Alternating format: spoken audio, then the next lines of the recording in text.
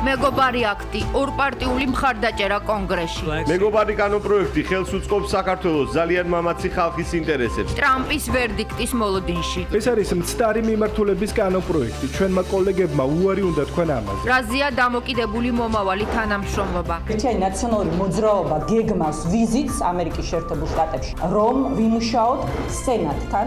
რა ნაბიჯებს ითხოვენ ვაშინგტონში და რას პასუხობს თბილისი. ყველაფერია გარდა მეგობრობისა, იმედი გვაქვს, რომ პრეზიდენტი ხელს არ მოაწერს და ამით შეძლებს თავისი დანაპირების შესრულებას, რომ ამერიკის შეერთებულ შტატებში დაამარცხოს ეგრეთ წოდებული deep state. მართველი პარტიის მარცხი. ესაა რუმინელების ღირსების გამარჯვება, ვისაც ჯერ კიდევ სჯერა, რომ რუმინეთი თავისუფალი, პატივსაცემი და სუვერენული სახელმწიფოა. ტრამპისტების ტრიუმფი და ჯორჯესკუს დაბრუნების პერსპექტივები. მივიღეთ გადაწყვეტილება მეორე ტურში მონაწილე არც ერთ კანდიდატს საჯარო მხარდაჭერა არ გამოუცხადოთ. რუმინეთის საპრეზიდენტო არჩევნების შედეგები. ვინ არის ჯორჯ სიმეონი, რომელმაც პირველ ტურში 41% აიღო. ტრაგედია ახალციხეში, ბაგა ბაღში გარდაცვლილი 2 წლის ბავშვი. ხალისიანად, ღიმილიანად მიირთვა საჭმელი, ითამაშა, დავაძინეთ და მე რა მოხდა არ ვიცი. რა გახდა მიზეზი? ჩატარებული იქნება სამედიცინო ექსპერტიზა, ვიზუალური დათვალიერების რაიმე ტრამვული დაზიანების ნიშნები არ აღენიშნებოდა. ვერსიები ექსპერტიზის დასკვნის მოლოდინში. ეთერშია კურიერი 9 საათზე. ნათია ლაზაშვილთან და დავით კაკულიასთან ერთად. თქვენ უყურებთ კურიერს 9 საათზე, დღეს 6 მაისია, გიყვებით დღის მთავარ თემებს და მოვლენებს საღამომშვიდობისა. 168 რესპუბლიკელი და 191 დემოკრატი შეერთებული შტატების კონგრესმა მეგობარი აქტი ორპარტიული მხარდაჭერით დაამტკიცა, წინააღმდეგი იყო 42 კონგრესმენი. აქტი, რომლის ფორმალური დასახელებაა საქართველოში ჩინეთის კომუნისტური პარტიის, ირანის რეჟიმისა და რუსეთის ფედერაციის გავლენის წინააღმდეგ ბრძოლა საქართველოს ხელისუფლებისგან საგარეო ვექტორების გასწორებას ითხოვს. წინააღმდეგ შემთხვევაში სრულად გადაიხედება ორ ქვეყანას შორის ურთიერთობა და გაფართოვდება სანქცირებულ პირთა რაოდენობა. კონგრესი თანახმა, სანამ კანონპროექტი თეთრ სახლამდე მივა, კაპიტოლიუმში სენატი აქვს გასავლელი. თუ ტრამპის ხელმოწერაც იქნება არაუგვიანეს 6 თვისა, სახელმწიფო მდივანმა დაზვერვის დირექტორსა და თავდაცვის მდივანთან ერთად საქართველოს საკითხზე უნდა წარადგინოს საიდუმლო ანგარიში.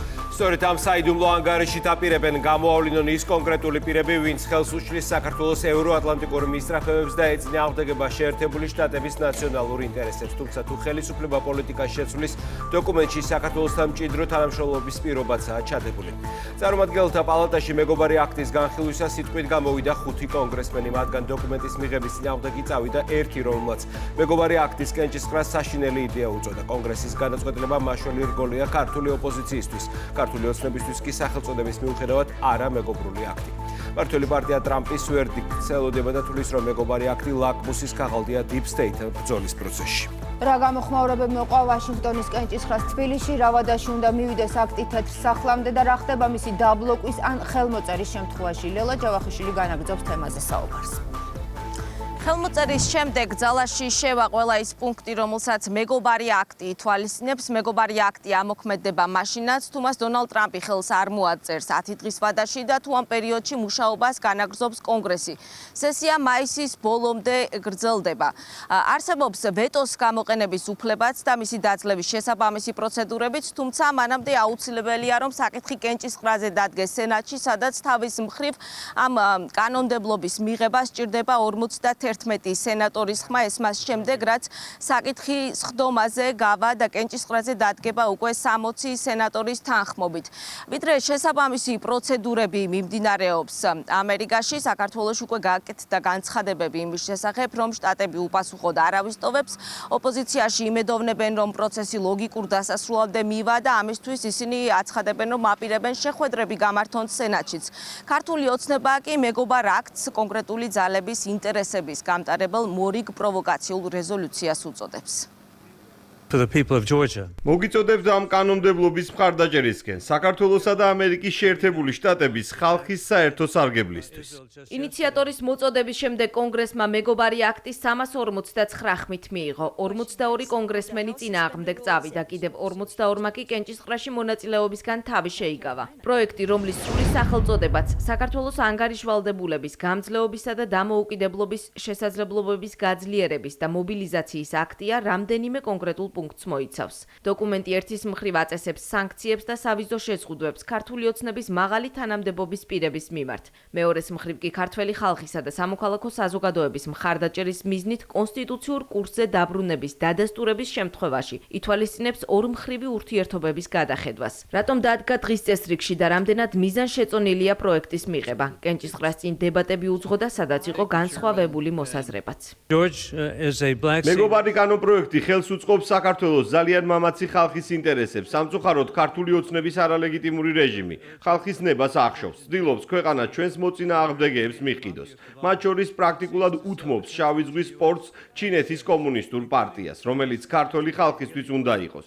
26 ოქტომბრის არჩევნების შემდეგ მათ უარი თქვეს ამერიკული კომპანიების შემოთავაზებებზე მათი სტრატეგიული პორტის მშენებლობისთვის და პორტი გადასცეს ჩინეთის კომუნისტურ პარტიას. ყოველდღიურად ავრცელებს ანტიამერიკულ პროპაგანდას.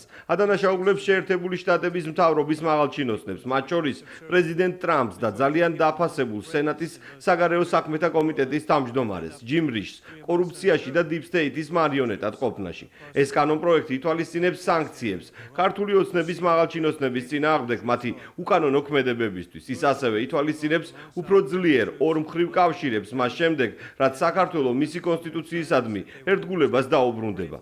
ეს არის მცდარი მიმართულების კანონპროექტი. ჩვენმა კოლეგებმა უარი უნდა თქვან ამაზე. ამერიკელმა ხალხმა არ გამოგზავნა აქ იმისთვის, რომ ამერიკის უსაფრთხოების ფარი მსოფლიოს მეტ ნაწილზე გავავრცელოთ. ჩვენ არ გვჭირდება ჩავერთოთ ყველა კონფლიქტში, რომელშიც გვიწევენ და რა თქმა უნდა არ გვჭირდება დამატებითი კონფლიქტების ძიება. ჩვენ შეგვიძლია საქართველოს ხალხს წარმატება ვუსურვოთ ისე, რომ არ გავაფართოვოთ ჩვენი ვალდებულება ევროპის თავდაცვითი ძალა. ეს არის არასწორი მიდგომა ეროვნული უსაფრთხოებისადმი და ეს ასევე უფრო აქვეითებს ჩვენი სანქციების რეჟიმის ეფექტურობას. მე ვფიქრობ, რომ ეს არის საშინელი იდეა. მე ჩემი ამომრჩევლები ვფიქრობთ, რატომ ვაკეთებთ ამას იმ საქმეების სანაცვლოდ, რომლებზეც ჩვენ კამპანია ვაწარმოეთ. ამ კანონპროექტს ვეწინააღმდეგები და მოვუწოდებ ყველას ასე მოიქცეს. სამწუხაროდ ჩვენი ორმხრივი ურთიერთობა საქართველოსთან შესუსტდა მართველი პარტიის ქმედებებით, რომლებიც იმეორებს რუსეთის ავტორიტარულ ტაქტიკას, ასევე მათი დაახლოებით ჩინეთთან და ირანთან. ეს კანონპროექტი საქართველოს ალტერნატივასაც თავაზობს, როგორც კი პრეზიდენტი დაადასტურებს, რომ საქართველო დაუბრუნდა დასავლურ ორიენტაციას, ის გვპირდება ხალხთა შორის კავშირების გაძლიერებას, სამხედრო თანამშრომლობის და ორმხრივი ურთიერთობების გაუმჯობესების ხელშეწყობას. ეს კანონპროექტი არ არის თავდასხმა ქართველი ხალხის წინააღმდეგ. ის მიზნად ისახავს მათ მხარდაჭერას იმ გზით, რომ სასჯელს დაუწესებს იმ არაკეთილსინდისიერ ოფიციალურ პირებს, რომლებიც მათ შეერთებული შტატებიდან აშორებენ. კონგრესის შემდეგ ჯერი სენატზეა. ზედაპალატაში ორპარტიული მხარდაჭერის შემდეგ პროექტი ხელმოსაწერად ამერიკის პრეზიდენტს გადაეგზავნება. ქართული ოცნება აქტს არამეგობრილს უწოდებს და მას კონკრეტული ძალების ინტერესებს უკავშირებს. მართლგუნდში ამბობენ, რომ დოკუმენტი არგუმენტების გარეშე არაერთ მცდარ ინფორმაციას მოიცავს და მასზე ხელმოწერა დონალდ ტრამპისთვის იქნება ტესტი. იმედი გვაქვს, რომ პრეზიდენტი ხელს არ მოაწერს ამ პროვოკაციურ რეზოლუციას და ამით შეძლებს თავისი დანაპირების შესრულებას, რომ ამერიკის შეერთებულ შტატებში დაამარცხოს ეგრეთ წოდებული დიპ სტეიტი. თეორიულად თუ იგი შევა ძალაში, რა თქმა უნდა, იგი მნიშვნელოვნად დააზიანებს ორმხრივ ურთიერთობებს და სწორედ ესეც არის გათვლა აი არაფორმალური ძალების და გავლენების. თუნდაც ერთი მაგალითი რო ავიღოთ ანაკლის სპორტთან დაკავშირებით, რომ თითქოს საქართველოს უარი უთხრა ამერიკელ ინვესტორებს, არ არსებობს ბუნებაში დოკუმენტი ან რაიმე წყარო, სანდო, რომელიც დაადასტურებდა ამგვარ ცილისწამებულ განცხადებას და სამწუხაროდ, სწორედ ესეთი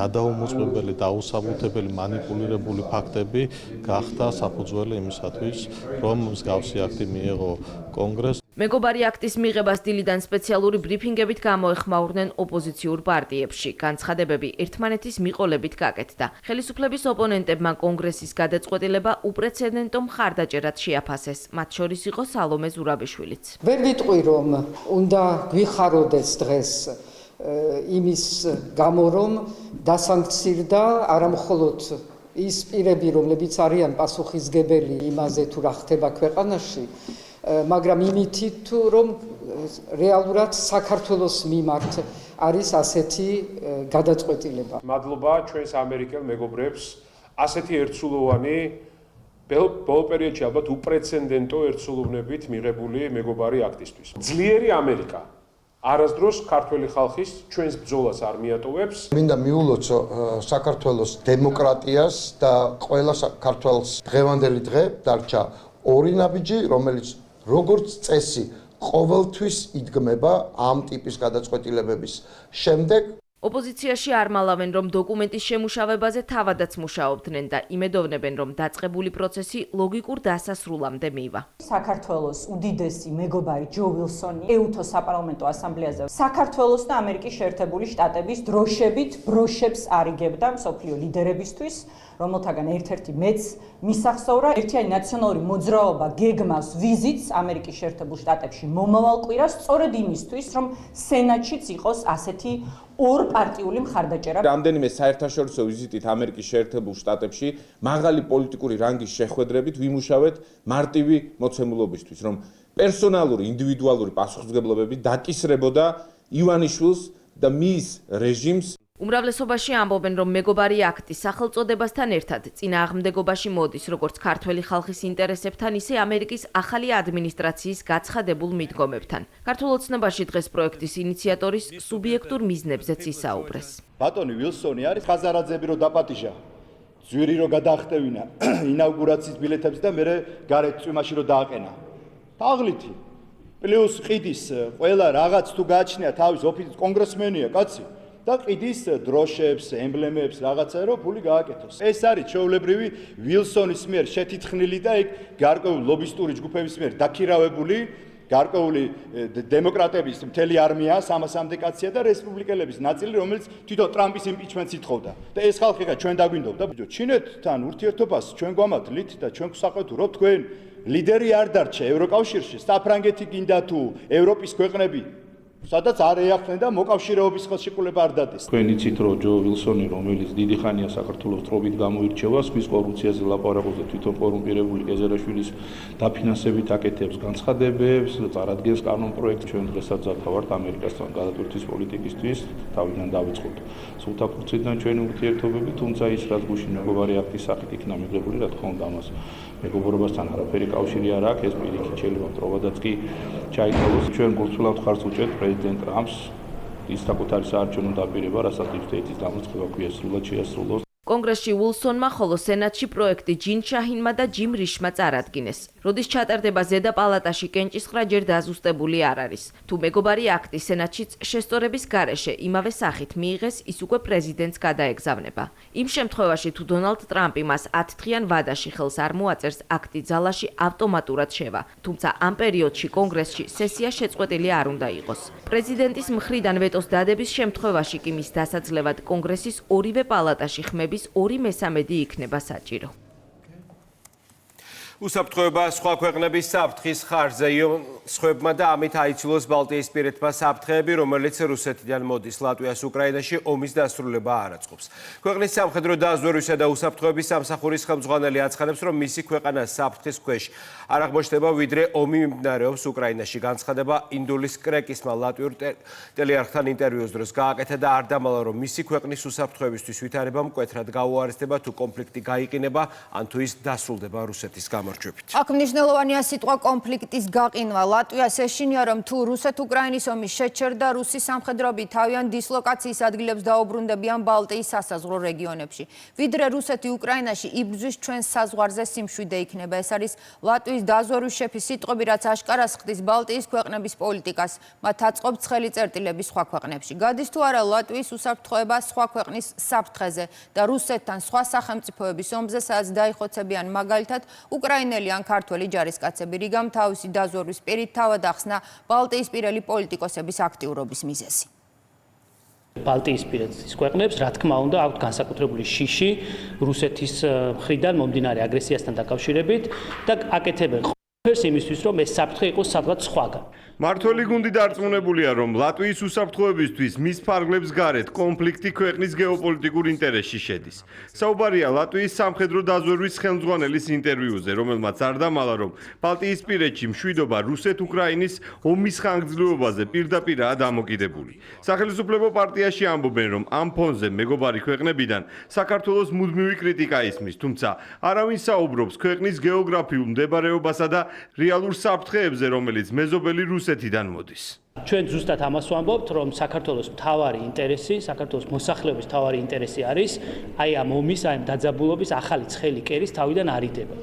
და ამიტომ სრულად მიუღებელია ხოლმე ის დამუნათება თუ კრიტიკა, რასაც ვისმენთ ხოლმე ხანდახან ამ ადამიანებისგან. ამიტომ თუ კი ვინმე უნდა იფიქროს ფრთხილად და იმოძრაოს ფრთხილად, ეს არის საქართველო. ბალტიის ქვეყნები არიან ყველაზე უფრო შეშინებულები და სწორედ ისინი აქტიურობენ საქართველოს მიმართებით ამ დეზინფორმაციის და რაღაცა ღვარძლის კამპანიის გავრცელებაში, ვინაიდან ისინი ფიქრობენ, რომ ისინი ყველაზე დაუცველები არიან რუსებისგან და შესაბამისად უნდათ რომ ყველანაირი ის არის ჩვენ ქვეყანაზე გადმოიტანონ.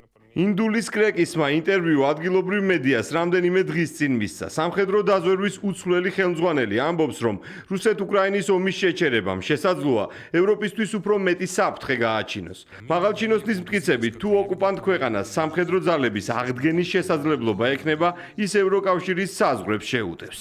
მომავალი წლის განმავლობაში ლატვიაზე პირდაპირი სამხედრო დარტყმა ნაკლებად სავარაუდოა, თუმცა გრძელვადიან პერსპექტივაში სამხედრო თავდასხმის ალბათობა შესაძლოა გაიზარდოს. თუ ლატვიისთვის რეალური სამხედრო საფრთხე იარსებებდა, ამის დასტური იქნებოდა სასაზღვრო ზონაში ჯარის და სამხედრო ტექნიკის კონცენტრაცია.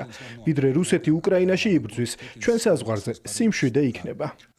კრეკისის განცხადების შინაარს დღეს ქართული ოპოზიციაც დაეთანხმა. ხელისუფლების ოპონენტებისთვის მისაღებია ბალტიისპირეთის ქვეყნებმა საკუთარი უსაფრთხოებისთვის ყველა მეთოდი გამოიყენონ. მისი სურვილია, რომ რუსეთმა ისე უნდა დაამთავროს და ეს არის პრაქტიკულად ყველა თავისუფალი ქვეყნის, რომელიც განსაკუთრებით ამ რეგიონში ცხოვრობთ, ჩვენი სურვილიც, რომ ეს ომი, ეს კონფლიქტი ისე უნდა დასრულდეს, რომ რუსეთს სამხედრო აგრესიის თავი და სურვილი საერთოდ აღარ უნდა გქონდეს. ეს არის სწორი პოლიტიკა, რა თქმა უნდა, ყველა სახელმწიფოს ევალება საკუთარ ეროვნულ მიზნებზე და უპირველეს ყოვლისა თავდაცვის უნარიანობაზე და უსაფრთხოებაზე ფიქრი და სწორედ ამას აკეთებენ ბალტიისპირული სახელმწიფოები. ოპონენტების მხრიდან ორმაგის სტანდარტით მოქმედებაზე საუბრობენ საპარლამენტო უმრავლესობაში. კანონმდებლების თქმით, ხელისუფლების ოპონენტებისთვის ნებისმიერი ქვეყნის უსაფრთხოება უფრო მაღლა დგას, ვიდრე ეროვნული ინტერესები. ავანგარდში იყვნენ იმ ყველა ორმაგს, იმ ყველაფერში, რაცაც ეს რეზოლუციების თანაავტორობა იქნება, დესტრუქციული, ყოვლად გაუგონარი, მიუღებელი და შეურაცხყოფელი პოლიტიკური განცხადებები იქნება, მხოლოდ და მხოლოდ იმიტომ, რომ მაქსიმალურად აი ეს თავისი მეგობრად და პარტნიორად წოდებული ქვეყანა დაეზიანებინათ. რუსეთმა სამხედრო აგრესია უკრაინის ტერიტორიაზე 2022 წლის 24 თებერვალს დაიწყო. ომის 3 წელზე მეტია გრძელდება და მას 100,000-ობით ადამიანის სიცოცხლე შეეწირა. დანგრეული და განადგურებულია ათეულობით ქალაქი და სტრატეგიული ინფრასტრუქტურა. 325 ხმა მეორე მცდელობით ფრიდრიხ მერცი გერმანიის ახალი კანცლერია, თუმცა პირველ მცდელობაზე მან ვერ მოაგროვა საჭირო 316 ხმა, რაც უპრეცედენტო მოვლენაა გერმანიის ფედერაციული რესპუბლიკის ისტორიაში. ამ ფაქტის გამო და მიუხედავად იმისა, რომ ის უკვე არჩეულია, მედიამ ისტორიული მარცხიც კი უწოდა მერცის კანცლერობის პირველ დღეს. ფრიდრიხ მერცს ბუნდესტაგში 208 დეპუტატი ყავს, რაც კოალიციის გარეშე მყიფეს ხდის მის პოზიციებს მთავრობაშიც და საკანონმდებლო ორგანოშიც.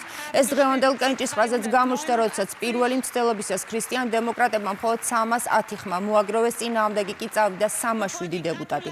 გერმანიის მეათე კანცლერს ყველაზე დიდი ოპოზიცია ულტრამემარჯვენე ალის ვაიდელის სახით ყავს, რომლის პარტიასაც 151 ადგილი აქვს ახალ ბუნდესტაგში და რომელიც პარალელურად ექსტრემისტულ ორგანიზაციად გამოაცხადეს გერმანიაში. ბატონო კანცლერო, გერმანიის ფედერაციული რესპუბლიკის სახელით, ქვეყნის ძირითადი კანონის 73 მუხლის მეორე პარაგრაფის მეორე წინადადების შესაბამისად, მე კანცლერად გნიშნავთ. გილოცავთ. აუგრძალეს, მაგრამ შეიძლება დააბრუნდეს ნაციონალისტების გამარჯვებამ რუმინეთის საპრეზიდენტო არჩევნების პირველ ტურში ჯორჯესკუს გზა გაუხსნა ხელისუფლებაში. 41% რუმინეთში ყველაზე პოპულარული პოლიტიკოსი ახლა 39 წლის ევროსკეპტიკოსი ჯორჯე სიმეონეა, რომელმაც არჩევნების წინ პირობა დადო, რომ პოლიტიკაში კვლავ დააბრუნებს გაუქმებულ არჩევნებში გამარჯვებულ კელინ ჯორჯესკუს, რომელსაც საკუთარი ქვეყნის დაზვერვამ ბრალი დასდო რუსეთთან თანამშრომლობაში. ჯორჯესკუს განეიტრალება მართლ კოალიციას არ უშველა ქვეყნის პრემიერ-მინისტრი პრემიერ-მინისტრი მარჩელ ჩოლაკუ, რომლის პარტიამაც მეორე ადგილის ნაცვლად უკვე მესამე ადგილი აიღო ხელახალ არჩევნებში, თანამდებობიდან მიდის. ქვეყნის პრეზიდენტი კი დიდი შანსია გახდეს ნაციონალისტი, ტრამპისტი, კონსერვატორი და ევროსკეპტიკოსი პოლიტიკოსი, რომელიც პერსონა ნონ გრატად არის გამოცხადებული უკრაინასა და მოლდოვაში. მეორე ტურში ჯორჯ სიმიონის კონკურენტი იქნება ბუქარესტის ცენტრისტი მერი. ერთს პირველ ტურში თითქმის 41% აქვს, მეორეს კი მხოლოდ 21%. გავაძევოთ ყაჩაღები, ხელისუფლებაში პატრიოტები უნდა დააბრუნდნენ. ამ სკანდირებით შეხვდნენ საპრეზიდენტო არჩევნების პირველი ტურის შედეგებს მემარჯვენე კანდიდატის შტაბში. 38 წლის ევროსკეპტიკოსმა და ტრამპის მხარდამჭერმა პოლიტიკოსმა ჯორჯ სიმიონმა ხმების 41% მოიპოვა, რაც მის მეტოქის მონაცემებზე ორჯერ მეტია. ეს არ არის უბრალოდ არჩევნებში გამარჯვება, ესაა რუმინელების ღირსების გამარჯვება. მათი გამარჯვებაა, ვისაც იმედი არ დაუკარგავს. მათიც, ვისაც ჯერ კიდევ სჯერა, რომ რუმინეთი თავისუფალი, პატივსაცემი და სუვერენული სახელმწიფოა. ბოლო 5 თვის განმავლობაში რუმინეთში საპრეზიდენტო არჩევნები მეორედ გაიმართა. პირველ შემთხვევაში 2024 წლის ნოემბერში ჩატარებული არჩევნების შედეგი საკონსტიტუციო სასამართლომ თავდაცვის სამინისტროს ანგარიშის საფუძველზე გააუქმა.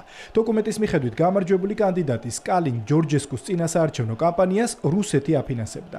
სასამართლოს გადაწყვეტილებით გამარჯვებულმა კანდიდატმა 4 მაისს გამართულ არჩევნებში მონაწილეობა ვეღარ მიიღო, თუმცა მას მხარდაჭერა გამოუცხადა სიმიონმა. ის საარჩევნო უბანზე ჯორჯესკუს თან ერთად მივიდა და პირობა დადო, რომ გამარჯვების შემთხვევაში მას ხელისუფლებაში დააბრუნებს. ბატონი ჯორჯესკუ შესაძლოა ხელმძღვანელ თანამდებობაზე დავნიშნოთ. ჩვენ ამას გავაკეთებთ. შეგვიძლია უმრავლესობა დავაკომპლექტოთ და ის პრემიერ-მინისტრად ავირჩიოთ. ანუ ადამდელი არჩევნებიც ჩავატაროთ. ამერიკის შეერთებულმა შტატებმა რუმინეთში განმეორებითი საპრეზიდენტო არჩევნების მონიტორინგისთვის ჯგუფი გაგზავნა. ინფორმაცია როიტერმა გაავრცელა.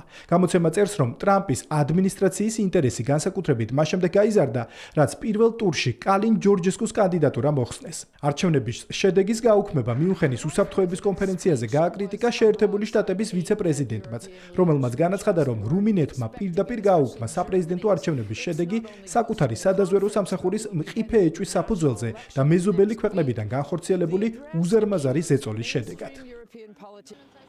მიმდინარე საპრეზიდენტო არჩევნებში სულ 11 კანდიდატი მონაწილეობდა, მათგან ვერც ერთმა ხმების 50%-ზე მეტი ვერ მიიღო, რის გამოც მეორე ტური ჩაინიშნა. მეორე ტურში მონაწილეობას ვერ მიიღეს მართველი გუნდის პროევროპული კოალიციის ლიდერი, რომელიც ამავდროულად ქვეყნის პრემიერ-მინისტრიც იყო.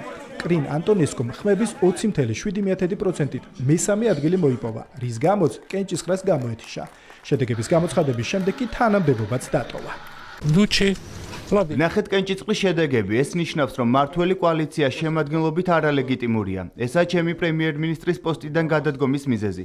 პოლიტიკური გამოცდილებიდან გამომდინარე, მივიღეთ გადაწყვეტილება მეორე ტურში მონაწილე არც ერთ კანდიდატს საჯარო მხარდაჭერა არ გამოუცხადოთ. მას შემდეგ, რაც მართველი კოალიციის კანდიდატი საარჩევნო მარათონს ჩამოშორდა, სიმიონს 18 მაისს კონკურენციას ბუქარესტის მერი, დამოუკიდებელი კანდიდატი ნიკო შურდანი გაუწევს. ხმების 20.99%-ით ის მეორე ადგილზეა. ეს არჩევნები არ არის არჩევანი ორ ადამიანს შორის. ეს არჩევანია რუმინეთის პროდასავლურ და ანტიდასავლურ განვითარებას შორის. ზუსტად ამის შესახებ იქნება მეორე ტური. ჩვენი ვალია დავარწმუნოთ ამ მომრჩეველი, რომ რუმინეთს პროდასავლური კურსი სჭირდება. არჩევნებს აკვირდებოდა ეუთო ოდირის სადამკვირვებლო მისია. მონიტორინგის ჯგუფმა წინასწარი დასკვნა მედიას პირველი ტურის შემდეგ პრეს-კონფერენციაზე გააცნო. ეუთო შეფასებით კენჭისყრა ეფექტურად ჩატარდა. გაუმჯობესდა საარჩევნო სისტემის სანდოობა, თუმცა გამოწვევად რჩება ადმინისტრაციული შეუსაბამობები. კამიკაძე დრონებით მასირებული იერიში უკრაინის სიდიდით მეორე ქალაქ ხარკოვზე და საპორტო ქალაქ ოდესაზე, როგორც ჩანს, 9 მაისის ზავი არ იმუშავებს. არც რუსეთი ჩერდება და არც ზელენსკი აპირებს უარი თქვა საპასუხო იერიშებზე რუსეთის მიმართულებით. რუსული არმიის მიერ განხორციელებულ ახალ დარტყმებს წინ უძღოდა დონალდ ტრამპის განცხადება, რომელიც კმაყოფილი იყო სამდღიანი ზავის წინადადებით. შტატების პრეზიდენტი დარწმუნებულია, რომ ნავთობზე ფასების ვარდნის გამო ვლადიმირ პუტინს უფრო მეტად მოუნდება სამშვიდობო შეთანხმების მიღწევა. ტრამპის განსხვავებით ზელენსკის სრული უნდობლობა აქვს პუტინის და თანხმობას მხოლოდ 30 დღიან მშვიდობაზე აცხადებს უკრაინა რუსეთისთვის ფაშიზმზე გამარჯვების 80 წლის იუბილეის ჩასვლასაც ცდილობს უკრაინულ დრონებს მოსკოვის და კიდევ 6 ქალაქის საჰაერო თავდაცვა მთელი ღამის განმავლობაში აგდებდა. რუსეთის გენერალიტეტი ირწმუნება, რომ ყველა საჰაერო ობიექტი გაანადგურეს, თუმცა საპირისპიროს ამბობს კრემლის მიერვე გავრცელებული ინფორმაცია. მასშტაბური საჰაერო განგაშის გამო რუსეთის დედაქალაქის ორივე აეროპორტი დაიკეტა. კიევის უარი მოსკოვს კრემლის შეთავაზებული სამდღიანი ზავი უკრაინისთვის მიუღებელია. ვოლოდიმირ ზელენსკი მიზეზად ვლადიმერ პუტინის უნდობლობას ასახელებს და რუსეთისგან ცეცხლის მინიმუმ 30 დღით შეწყვეტას და რეგიონში ხანგრძლივ მშვიდობას ითხოვს. ჩვენ გვჯერა, რომ ცეცხლის შეწყვეტა ნებისმიერ მომენტშია შესაძლებელი, თუნდაც დღეიდან და უნდა გაგრძელდეს მინიმუმ 30 დღე, რათა დიპლომატიას რეალური შანსი მიეცეს. მაგალითად, ბოლო დღეებში ისინი ამბობდნენ, რომ სურთ ნაწილობრივი ცეცხლის შეწყვეტა, მაგრამ უნდა იცოდეთ, რომ ამ დღეებში თავდასხმების რაოდენობა საგრძნობლად გაიზარდა. შეერთებულ შტატებს და ჩვენს ევროპელ კოლეგებს ყველა ინსტრუმენტი აქვთ ხელთ, რომ რუსეთი აიძულონ, დათანხმდეს სრულ და უპირობო ცეცხლის შეწყვეტას. კიევმა მოსკოვისგან საპასუხოდ ისევ მუქარა მიიღო. კრემლში ამბობენ, რომ 72 საათიანი ცეცხლის შეწყვეტის შეთანხმება ძალაში 8 მაისს შევა, როცა პუტინი მოსკოვში წითელ მოედანზე სხვადასხვა ქვეყნის ლიდერებს უმასპინძლებს და 10 მაისის ჩათვლით გაგრძელდება. თუმცა უკრაინული მხარის თავდასხმის შემთხვევაში რუსეთი საპასუხოდ დაუყოვნებლივ შეტევას აანონსებს. პრეზიდენტ პუტინის ინიციატივა სახალხო დღესასწაულების დროს ცეცხლის დროებითი შეწყვეტის შესახებ ძალაშია და შესაბამისი ინსტრუქციები მთავარ სარდალს გადაეცა. ცეცხლის შეწყვეტა იქნება, მაგრამ იმ შემთხვევაში თუ კიევის რეჟიმის მხრიდან საპასუხო რეაქცია არ იქნება და ჩვენს პოზიციებზე იერიშს მიიტანენ, შესაბამისი რეაგირება დაუყოვნებლივ მოხდება. ვლადიმერ პუტინის მიერ უკრაინაში სამდღიანი ცეცხლის შეწყვეტის შეთავაზება მოსწონს ამერიკის შეერთებული შტატების პრეზიდენტს. დონალდ ტრამპი ისევ დარწმუნებულია, რომ ომის დასრულება და კონფლიქტის მოგვარება უკრაინასაც სურს და რუსეთსაც. ჩვენ გვყავდა პრეზიდენტი, რომელიც 3 წლის განმავლობაში არ დალაპარაკებია პუტინს. ეს ის ომია, რომელიც არასდროს უნდა მომხდარიყო. ძალიან იმედგაცრუებული დარჩებით, როდესაც გაიგებთ, რომ რეალური მსხვერპლი გაცილებით მეტია, ვიდრე გამოქვეყნებული ციფრები. ნავთობის ამჟამინდელი ფასის გათვალისწინებით რუსეთში ნავთობის ფასი დაეცა. ამიტომ ვფიქრობ, რომ კონფლიქტის მოსაგვარებლად კარგ პოზიციაში ვართ. ვიდრე სამშვიდობო მოლაპარაკებებზე მსჯელობა გრძელდება, უკრაინაში საომარი მოქმედებები ისევ აქტიურ ფაზაშია. საოკუპაციო რეჟიმის სამიზნე ომის 1172 დღეს ხარკოვი გახდა. უკრაინის სიდიდით მეორე ქალაქს დრონებით 20 ჯერ დაარტყეს, შედეგად 4 ადამიანი დაშავდა.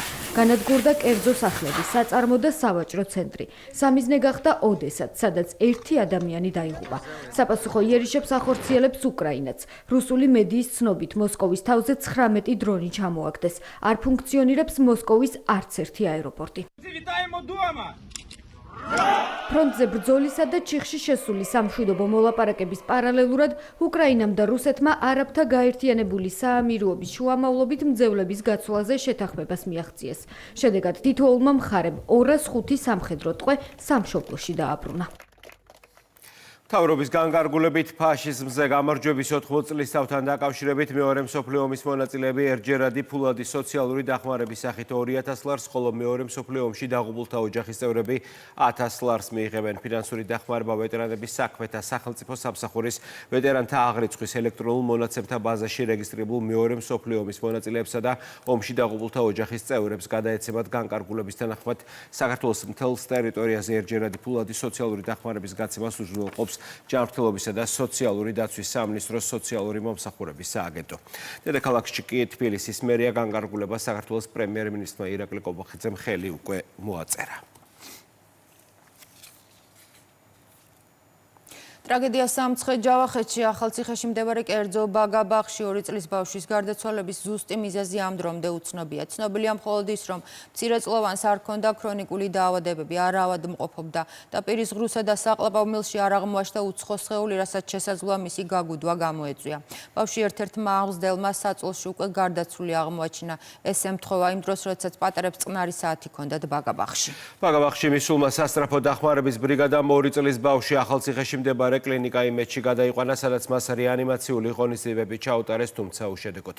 ახლა მცირეწლოვანის ოჯახის სასამართლო ექსპერტიზის დასკვნას ელოდება, რომელიც დაახლოებით 1 თვეში გახდება ცნობილი. ოჯახის ახლობლებმა გამორიცხეს გავრცელებული ვერსია, რომ მცირეწლოვანს სიცხე ჰქონდა და შესაძლოა ამას გამოეწვია ფატალური შედეგი. კერძო ბაგაბაღი ახლა დაკეტილია, თანამშრომლები კი მთელი დღის განმავლობაში პოლიციაში გამოკითხვაზე იმყოფებოდნენ. ტრაგიკული შემთხვევა ახალციხის კერძო ბაგაბაღში გუშინ დაახლოებით 4 საათზე მოხდა. გავრცელებული ინფორმაციით 2 წლის ბავშვი აღმზრდელმა დააძინა. გარკვეული დროის შემდეგ კი მის გასაღვიძებლად მისულმა პედაგოგმა მცირეწლოვანი უგონო მდგომარეობაში ნახა.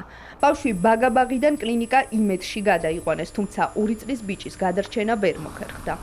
უკვე პოლიცია გავსებული იყო ალბათ მთელი კრიმინალური სამსახურები. გავიგე რომ ბავშვი დაღუპულა ძალიან სამწუხარო ამბავი. აღმზრდელებით აი შოკში იყვნენ, არაფერი არ უთქვამთ. ძალიან კარგი ძიძებიც არიან და ყურადღებიანები და რა ვიცია. ახალციხის ბაგაბაღის აღსაზრდელის ტრაგიკულ გარდაცვალებასთან დაკავშირებით დღეს რამდენიმე ვერსია გავრცელდა. ერთ-ერთის მიხედვით მცირეწლოვანს ბაღში მისვლისთანავე სიცხე მაუწია, რის შემდეგაც შეუძლოდ გახდა. ამ ვერსიას უარყოფენ გარდაცვლილის ოჯახის ახლობლები და კურიერთან საუბარში ყვებიან, რომ მცირეწლოვანს არც ბაღში მისვლის შემდეგ და არც მანამდე ჯანმრთელობის პრობლემები არ ჰქონია.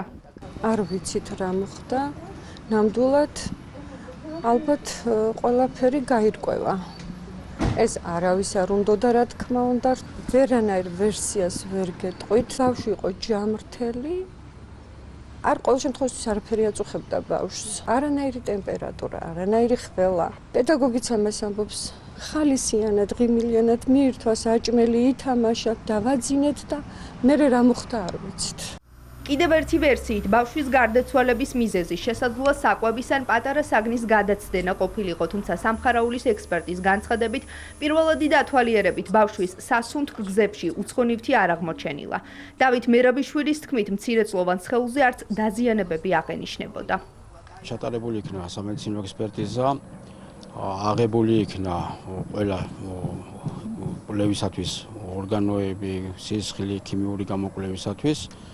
გარეგანი ვიზუალური დათვალიერებით რაიმე ტრამული დაზიანების ნიშნები არ აღენიშნებოდა. გადაცდენელი ახლა არაფერი არ აქვს. ექსპერტიზის დასკვნა დაიდება ლაბორატორიული პასუხების მიღების შემდეგ. გადაცვალება როგორც ცნობილია საქმის გარემოებაში, ძიძამ ნახა საწყლზე მწოლიარე ბავშვი აგონიაში, გამოიძახეს სასწრაფო სამედიცინო დახმარება, სასწრაფო სამედიცინო დახმარებამ გადაიყვანა კლინიკაში, სადაც გაუწიეს იქ პროტოკოლით გათვალისწინებული რეანიმაციული ღონისძიებები, მაგრამ გულის გაჩერება ვერ აღსდგა.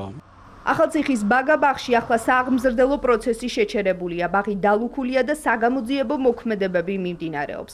პოლიციის განყოფილებაში დღეს მთელი დღის განმავლობაში კერძო ბაგაბაღის თანამშრომლები იკითხებოდნენ. გამოძიება 116 მუხლით მიმდინარეობს, რაც გაუფრთხილებლობით სიცოცხლის მოსპობას გულისხმობს.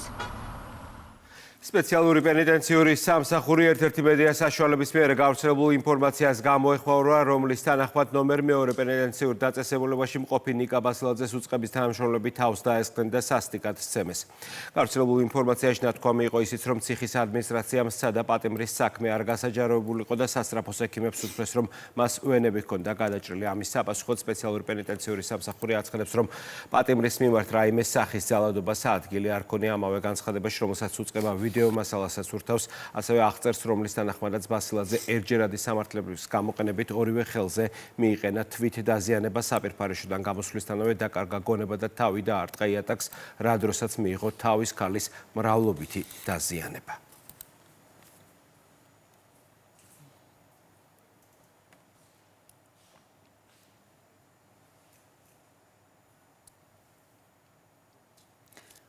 ალფა-პეპე და მარიხუანა გასაღების ადგილი ამჯერად კახეთი. მეთოდები ხელიდან ხელში ან დადება კონკრეტულ მისამართზე მისვლით. აყვანილია 4 პირი, რომლებიც ნარკოტიკებს სიღნაღის, გურჯაანისა და ახმეტის მუნიციპალიტეტებში ასაღებდნენ. დაკავების ოპერაციას წინ უძღოდა ოპერატიული სამუშაო, მათ შორის საკონტროლო შესყიდვა, რაც გადაღებულია კიდეც ვიდეო კამერით. 4 დაკავებულიდან 1 უკვე იმყოფება პირობითი მსჯავრის ქვეშ, ახლა კი მას 17 წლამდე თავისუფლების აღკვეთა ელის. ნარკოდანაშაულის ფაქტზე ბრალდებულის ოჯახს საუბარი არ სურს. როლანდ ილაშვილის მამამ შვილის დაკავების შესახებ დასმულ კითხვებს არ უპასუხა. სოფელ კარდენახში ჩატარებული სპეცოპერაციის დეტალები კურიერმა გაარკვია. 35 წლის მამაკაცი პოლიციამ საკუთარ სახლში აიყვანა. დაკავების ადგილზე ჩხრეკა რამდენიმე საათის განმავლობაში გრძელდებოდა. ამოღებულია კონკრეტული ნივთმტკიცებები და ნარკოტიკული საშუალება ბუპრენორფინი. კურიერის ინფორმაციით ბუპრენორფინი ამოიღო პოლიციამ ჩხრეკისას კიდევ ერთი ბრალდებულის ჭაბაშვილის სახლიდან. 52 წლის მამაკაცის დასაკავებლად პოლიციელები ქალაქ წნორში რუსთაველის ქუჩაზე იყვნენ მობილიზებული. ნარკოდანაშაულის წინააღმდეგ ჩატარებულ სპეცოპერაციას ბევრი თვითმხილველი ყავს. ადგილობრივები დანაშაულის დეტალებზე საჯაროდ არ საუბრობენ. პოლიცია არ დაგინახა? აი რა იყო? რამე იყო? კახეთის გარდა ნარკოდანაშაულის წინააღმდეგ სპეცოპერაციები თბილისში და ვანშიც ჩატარდა. დაკავებულებს შორისაა ერაყის მოქალაქე. დაკავების ღონისძიებამდე სამართალდამცველებმა მტკიცებულებები მოიპოვეს. გადაღებულია ფარული კადრები, სადაც გამოძიების ინფორმაციით ჩანს, როგორ ყიდიან ნარკოტიკს ნარკოდანაშაულში ბრალდებულები. 12 კაცი მოწევს. რამდენი? 12 კაცი მოწევს რა. მასალის მიხედვით ბრალდებულების სარეალიზაციოდ გამზადებულ ნარკოტიკს ქუჩაში ხელიდან ხელში გადაცემის მეთოდით ყიდდნენ. ის პირები, რომლებიც საკონტროლო შესყიდვის ამ კადრებში ჩანან, გამოძიების ინფორმაციით უკვე დაკავებულები არიან. მათ საცხოვრებელ სახლებში და ავტომობილებში ჩატარდა ჩხრეკა. ნივთმტკიცების სახით ამოღებულია ბუპრენორფინი, ალფა-პვპ და მარიხუანა. ბრალდებულები სასამართლომ წინასწარ ორთვიან პატიმრობაში დატოვა. მათი უმეტესობა რეალიზაციის ფაქტს უარყოფს და მხოლოდ მოხმარებას ადასტურებს. ვალიდი აგბური არის ერაყის მოქალაქე. დაკავება მოხდა თბილისში, დაკავებულია ნარკოტიკული ნივთიერების შეძენა და გასაღების ფაქტზე. აქედან აღიარებს მხოლოდ შეძენა შენახვას, გასაღებას არ აღიარებს. ყიდულობდითო და მე და ჩემი მეგობრები მოვიხმარდითო მარიხუანაზე აქ საუბარი. 10 წელია საქართველოში ცხოვრობ, ესე მითხრა და ტურისტულ კომპანიაში მუშაობ. ნარკოდანაშაულის საქმეზე გამოძიება ნარკოტიკის შეძენა შენახვა რეალიზაციის მუხლით გრძელდება. ბრალი 17 წლამდე პატიმრობას ითვალისწინებს. რეგიონული განვითარების მინისტრმა შიდა ქართლის, მცხეთა-მთიანეთისა და ქვემო ქართლის ახალი სახელმწიფო რწმუნებულები ადგილობრივი ხელისუფლების წარმომადგენლებსა და სამხარეო ადმინისტრაციის თანამშრომლებს წარუდგინა. კახაბერგულიდან მოყოფილ გუბერნატორებს გაწეული საქმიანობისთვის მადლობა გადაუხადა და თქვა, რომ ახალი რწმუნებულების მთავარი ამოცანა მოსახლეობის საჭიროებებზე ორიენტირებული პროექტების განხორციელება და ადგილობრივებთან მჭიდრო კომუნიკაცია იქნება. მცხეთა-მთიანეთში რწმუნებულად ალექსანდრე ზაგაშვილი, შიდა ქართლში სიმონ გულედანი, სამცხე-ჯავახეთში გელაშვილი, გურიაში გიორგი ხურჯუმელიძე, ქვემო ქართლში კი ლევან ხარაბაძე დაინიშნა. სოციალურ-ეკონომიკური განვითარებისათვის მეტად მნიშვნელოვანია რეგიონებში განახორციელოთ სწორი, ეფექტური და მოსახლეობის საჭიროებებზე ორიენტირებული პროექტები. მოხდეს შემდგომში მისი მონიტორინგი და მჭიდრო კოორდინაცია და მჭიდრო კომუნიკაცია მოსახლეობასთან. ამ ახალი გამოწვევების შესაბამისად პრემიერ-მინისტრმა მიიღო გადაწყვეტილება და 5 რეგიონში დანიშნა სახელმწიფო რწმუნებულები. 5 რეგიონში ახალი სახელმწიფო რწმუნებულები პრემიერმა დღეს დანიშნა. გუბერნატორებს ირაკლი კობახიძე მთავრობის ადმინისტრაციაში რეგიონული განვითარების მინისტრთან ერთად შეხვდა, სადაც პრემიერმა ხაზი გაუსვა რეგიონების განვითარების მნიშვნელობას. მთავრობის მეთაურის განცხადებით, რეგიონების განვითარებასთან დაკავშირებული პროექტების ეფექტიანად განხორციელებას კიდევ უფრო მეტი ყურადღება დაეთმობა, ამიტომ მნიშვნელოვანია რეგიონებს ყავდეს გამოცდილებით, პროფესიონალიზმით და კეთილსინდისირებით გამორჩეული ხელმძღვანელები. დღესვე ვახტანგ გომელაურმა აჭარის პოლიციის დეპარტამენტის დანაყოფების ხელმძღვანელებთან სამუშაო თათბირი გამართა. შინაგან საქმეთა მინისტრმა მოისმინა ინფორმაცია დანაშაულის წინააღმდეგ ბრძოლისა და პრევენციული ღონისძიებების შესახებ. განიხილეს უწყების პრიორიტეტული მიმართულებები. ვახტანგ გომელაურმა ყურადღება გაამახვილა პოლიციელებისთვის ღირსეული სამუშაო გარემოს უზრუნველყოფის მნიშვნელობაზე, ამ მიმართულებით უკვე განხორციელებულ და დაგეგმილ პროექტებზე. მან სამართალდამცველებს დავალებებიც მისცა და საქმიანობისთვის მადლობა გადაუხადა. ცნობილი ბრიტანელი შეფზარეული პოპულარული ტელეწამყვანი და ბლოგერი, რომლის აუდიტორიაც სხვადასხვა პლატფორმაზე 26 მილიონ გამომწერ საღწევს კლავს საქართველოშია. ჯეიმი ოლივერი მსოფლიოს საუკუნეების ისტორიის მქონე ქართულ კერძებსა და ქართულ ღვინოებს აცნობს. ამის პარალელურად კი საქართველოს პოტენციალის შესახებ წერან ისეთი ცნობილი გამოცემები, როგორებიცაა GQ და Vogue. საუკეთესო გზამკვლევის საქართველოს და ამ ქვეყნის საგანძურის აღმოსაჩენად ამ სათაურითაც იბეჭდება სტატიები საერთაშორისო მედიაში. საუკეთესო გზამკვლევი საქართველოს და ამ ქვეყნის საგანძურის აღმოსაჩენად ამ სახელწოდებით სტატია Vogue-ისა და GQ-ს ფრანგულ გამოცემებში გვხვდება. მკითხველი ონლაინ პლატფორმაზე ისტორიებს საქართველოს ბუნების, კულინარიის, ღვინისა და არქიტექტურის შესახებ ეცნობა. უცხოელ სტუმრებში განსაკუთრებული ინტერესით დედაქალაქი გამოირჩევა. გერმანიიდან ვარ. ძალიან მომწონს აქაურება. ნამდვილად გამორჩეული ხალხია. აღფრთოვანებული ვარ თბილისის არქიტექტურით. ზაფხულში აუცილებლად დავბრუნდები. პირველად დღეს ჩამოვედი და შთაბეჭდილებით უკვე დატვირთული ვარ. ჩემი ოჯახის წევრებთან ერთად ქართული კულტურის გაცნობას ვიწყებ.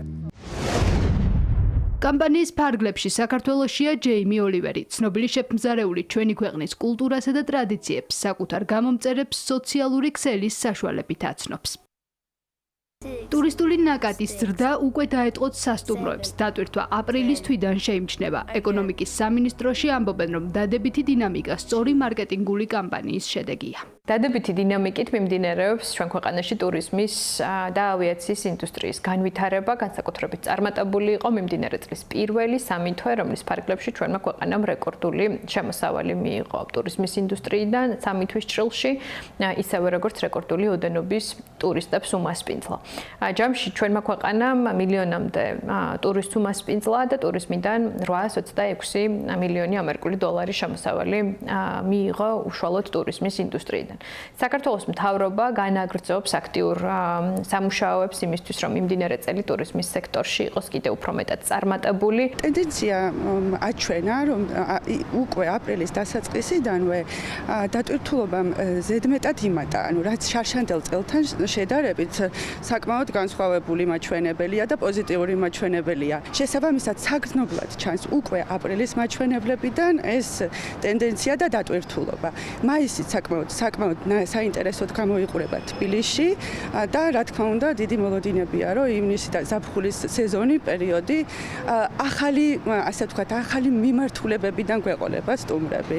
შესაბამისად, მსადყოფნაში ვართ. მუშაობა სტრატეგიულ ბაზრებზე გრძელდება. პოპულარულ გამოცემებში ქვეყნის შესახებ სტატიები მსოფლიო მასშტაბით გავრცელდება. საკმაოდ მასშტაბური მარკეტინგული კამპანიები გვაქვს ბაზრების მიხედვით, სტრატეგიული ბაზრების მიხედვით და დიახ, სწორად აღნიშნული პლატფორმები გათვლილი არის ევროპულ ბაზარზე, დიდი ბრიტანეთის ბაზარზე, იმისთვის რომ სწორედ ახალმა მოგზაურებმა ახალი დანიშნულების ადგილად სამოგზაურო ზაფხულისთვის საქართველოს აარჩიონ. აღნიშნულ სტატიაში მოგზაურებს შესაძლებლობა აქვთ გაეცნონ საქართველოს შესახებ ინფორმაციას, ტურისტული პროდუქტების შესახებ, კულტურას, გასტრონომიას. საფრანგეთთან ერთად სტატიას ქართული გასტრონომიისა და ღვინის 8000 წლიანი ისტორიის შესახებ ევროპის სხვადასხვა ქვეყნებში გაეცნობიან.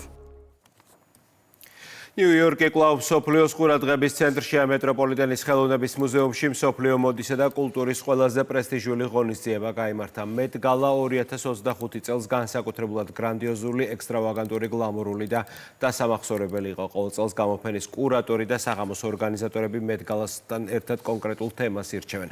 თემის გათვალისწინებით არსებობს ეგრეთ წოდებული დრესკოდი, რომელიც მიწვეულმა სტუმრებმა უნდა დაიცვან. წლევანდელ მეტ გალა აფრო-ამერიკელი მამაკაცების სტილის ევოლუციას, კულტურასა და მნიშვნელობას მიეძღვნა.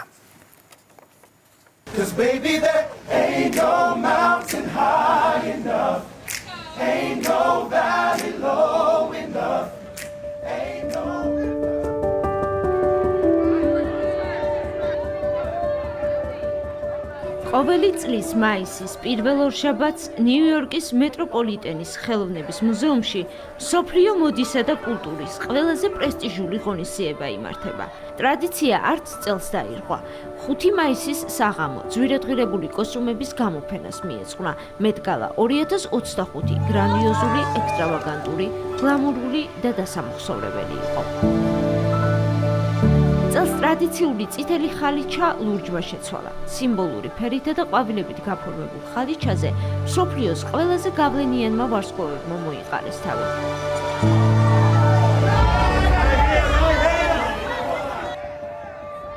საღამო კულმინაციური იყო მეტ-გალას ხალიჩაზე 2 ათეული წლის შემდეგ პირველად დაიანა როსი გამოჩნდა.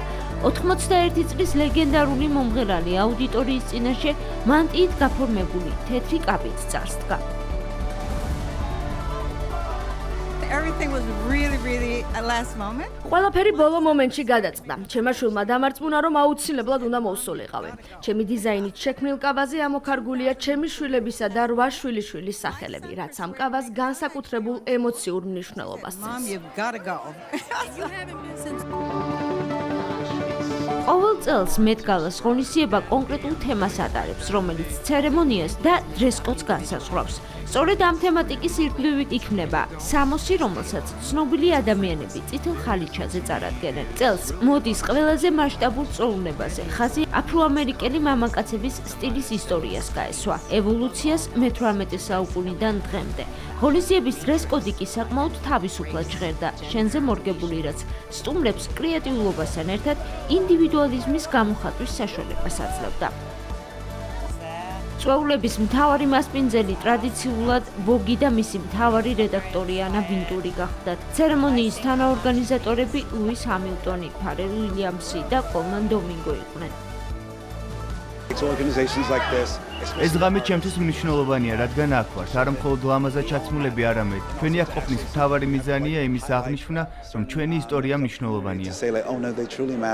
ყველაზე ვარსკვლავურ წვეულებას საკულტო კაბებითა და კოსტუმებით თითქმის ყველა ცნობილი სახე ესწრებოდა. მედიის შეფასებით ნიკოლ კიდმანის ლურჯ ხალიჩაზე გამოჩენა იმის ნიშანი იყო, რომ მსახიობი მოდის ექსპერიმენტებისა და თვითგამოხატვისთვის მუდმივ მზადყოფნაშია. მიხარია, რომ დღეს აქ ვარ იმისთვის, რომ პატივი ვცე გასა ოცარ სტილს, რომელიც აფრო-ამერიკელებმა შექმნეს. მეტ-გალაზე 6 წლიანი პაუზის შემდეგ მაილი საირუსიც დაბრუნდა. ყველაზე გახმაურებულ და გავლენიან მოდის გამოფენაზე არტისტის ჩაცმულობა საუკეთესოდ შეფასდა. გრემის 2025 წლის საუკეთესო რეპ ალბომის კატეგორიაში გამარჯვებული რეპერი დოუჩი მეტ-გალას ღონისძიებას პირველად ესწრებოდა. როგორც თავად აღნიშნა, საკუთარი ჩაცმულობით ხაზი აფრო-ამერიკელების სტილის მიმართ პატივისცემას გაუსვა. ძვირად ღირებული კოსტიუმირებული ღონისძიების მთავარი მისია ქველმოქმედებაა. მეტ-გალას ცერემონია გასული საუკუნის 40-იანი წლებიდან იმართება და ყოველწლიურად ადასტურებს, რომ მოდას მსოფლიოში სოციალური, პოლიტიკური და კულტურული მნიშვნელობის გავლენა აქვს. და დასასრულ სპორტი კურიერში ლაშა დვალიშვილი უკვე სტუდიაშია და თავად გაგვაცნობს სიახლეებს სპორტულ სამყაროში. ლაშა, საღამოშვიდობის ნათია დათო მოგესალმებით. ისტორიული გამარჯვება მსოფლიო თასზე პირველად ქართველმა მხატვრულმა მოცურავემ მსოფლიო თასზე მედალი მოიპოვა კანადაში მიმდინარე ჩემპიონატზე. მარია ალავიძემ თავისუფალი სოლო პროგრამა შეასრულა და საქართველოში ვერცხლის მედლით დაბრუნდა. წარმოუდგენელი იყო, მაგრამ მაინც მიზნად მქონდა ყოველთვის დასახული მედლის აღება. ძალიან ბედნიერი ვარ, ძალიან კმაყოფილი ვარ ჩემი გამოსვლით, ჩემი თავით. შემდეგში კიდევ უფრო მეც ვიმუშავებ, რა თქმა უნდა, რომ კიდევ უფრო მეტ და უკეთეს შედეგი იყოს. ძალიან დიდი ემოციები იყო ეს მეორე ადგილი. რა თქმა უნდა, ჩვენ სულ ველოდებოდი საპრიზო ადგილს, მაგრამ რაღაც მიზეზების გამო, არ გამოგვდიოდა ეს ამბავი და როგორც იქნა, ბოლოს და ბოლოს ჩვენ მივაღწიეთ ჩვენსაც და იმედია სულ წინ და წინ ვევლით. ჩამოყალიბებული სპორტსმენია. აი რასაც ნიშნავს სპორტსმენი, თავისი რეჟიმით, თავისი კვებით, ყველაფრით აბსოლუტურად მე დარწმუნებული ვარ, რომ უკვე წელს გვექნება ევროპის ჩემპიონატზე მაღალი სინჯის медали.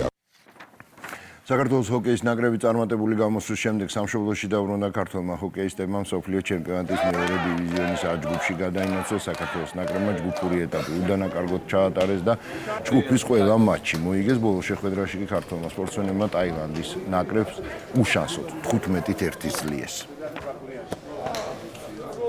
ველოდით ამ შედეგს ნამდვილად, იმიტომ რომ ვემზადებოდით ყველანაირად, რომ ეს შედეგი გამოგსვლოდა, ესე რომ ვთქვათ. ყველაფერი ჩავდეთ, რაც შეგვეძლო ამ მომზადებაში და საბოლოოდ შედეგი გამოიღო და დავიკავეთ პირველი ადგილი. მომავალ წელს ჯერჯერობით არ ვიცით, მაგრამ თვის ბოლოს გადაწყდება სტარტდება შემდეგი დივიზიონი, რომელიც გახლავთ მეორე A დივიზიონი და მომზადებას დავიწყებთ ალბათ სავარაუდოდ სექტემბრიდან. ყველა თამაში იყო რთული, სოფლიო ჩემპიონატზე მე ბევრჯერ ვთქვი, რომ არ არსებობს სუსტი გუნდი. რა თქმა უნდა, ახლა მაყურების თვალით დანახულით ბულგარელთან თამაში ალბათ ყველაზე რთული. დავიწყეთ უკვე მომზადებას, შემდეგი სოფლიო ჩემპიონატისთვის და ზედა დივიზიონში წარმატების მისაღწევად. გულწევთ ქართულ ჰოკეისტებს ამ წარმატებას, კარატის ეროვნული ნაკრები მსოფლიო ჩემპიონატისთვის ემზადება საცნოს შეკრებას კი სპორტის მინისტრიც დაესწრო ისტორიაში პირველად კონტაქტური კარატის ნაკრები მსოფლიო ჩემპიონატზე 9 სპორტსმენით იასვარეზე მსოფლიოს პირველობა ტოკიოში 30 მაისიდან 1 ივნისის ჩათვლით ჩატარდება. ფაქტობრივად ჩვენ ყველა მოვიაზრებით მსოფლიო ჩემპიონატზე ლიდერებად. რა თქმა უნდა, იმის მოლოდინი გვაქვს, რომ ჩვენ ისევ ბოლომდე დავიხარჯებით, რისთვისაც ვემზადებით, ჩვენი მიზანი არის გამარჯვება. კონკურენცია ძალიან მაღალია, თუმცა ვიტყვი, რომ როდესაც 2024 წლის 5 ფინალი გაქვს ნაჭყობი და აქედან მოგებული გაქვს 4, ვინც არ უნდა იყოს ნებისმიერ ქვეყანას, იაპონიასაც კი გაუჭირდება ქართველი სპორტსმენების დამარცხება. სპორტ კომპლექს არენაზე ბადმინტონში საქართველოს ჩემპიონატი ჩატარდა, რომელშიც მონაწილეობა ჩვენი ქვეყნის 10 სპორტულმა კლუბმა მიიღო, გამარჯვებულები 5 ასაკობრივ კატეგორიაში გამოვლინდნენ. ლევანდელი პირველობაც მოგცემს საშუალებას, რომ რამოდენიმე სპორტსმენმა მიიღოს უკვე ასპარეზობაში საერთაშორისო ტურნირებში მონაწილეობა. ბადმინტონი არის ოლიმპიური სახეობა და შესაბამისად ძალზედ მნიშვნელოვანია, რომ ფედერაციის ხელმძღვანელობასთან ერთად, სპორტის სამინისტროს ერთად, კერძო სექტორმაც მიიღოს მონაწილეობა სპორტის სამსახიობის განვითარებაში. ეს არის ერთეულის, წყვილის და შერეული წყვილების მედლები. ბადმინტონის არის ჩემი სპორტი, უკვე 6 წელია დავდივარ და მაგიტომაც ძალიან მიყვარს.